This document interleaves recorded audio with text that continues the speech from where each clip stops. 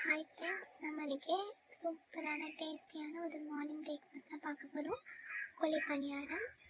Daily வந்துட்டு தோசை இட்லி சாப்பிட்றவங்களுக்கு ரொம்பவே போர் அடிச்சிருக்கும். So இது மாதிரி நீங்கள் ட்ரை பண்ணுங்கள், சூப்பராகவே இருக்கும். வாங்க நம்ம எப்படி செய்யலான்னு பார்த்துக்கலாம்.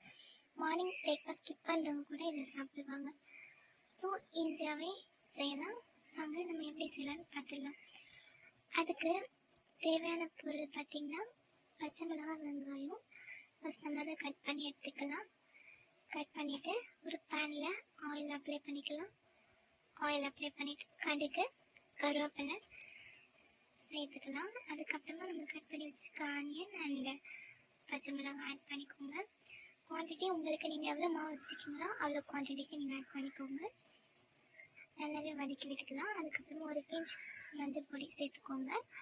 சேர்த்து நல்லாவே ஆட் பண்ணதுக்கப்புறமா இன்னொரு பாத்திரத்தில் நம்ம மாவு ஆட் பண்ணிக்கலாம். தோசை மாவு இல்லைன்னா இட்லி மாவு கூட ஓகே தான்.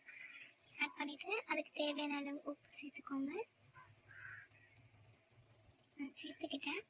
அதுக்கப்புறமா நம்ம வதக்கி வச்சுருக்கோம் வெங்காயம், பச்சை மிளகாய், அந்த ஃப்ளேவர்ஸ் அதை ஆட் பண்ணிக்கலாம். அதை ஆட் பண்ணிவிட்டு நல்லாவே மிக்ஸ் பண்ணிக்கோங்க. அந்த மாவு வந்து நல்லாவே சேர்ந்து வர மாதிரி மிக்ஸ் பண்ணிவிட்டேன். அதுக்கப்புறமா பனியாரக்கல் இருக்கு இல்லையா, அதை எடுத்து அடுப்பில் வச்சுட்டு அதில் தேவையான அளவு எண்ணெய் ஆட் பண்ணிக்கோங்க.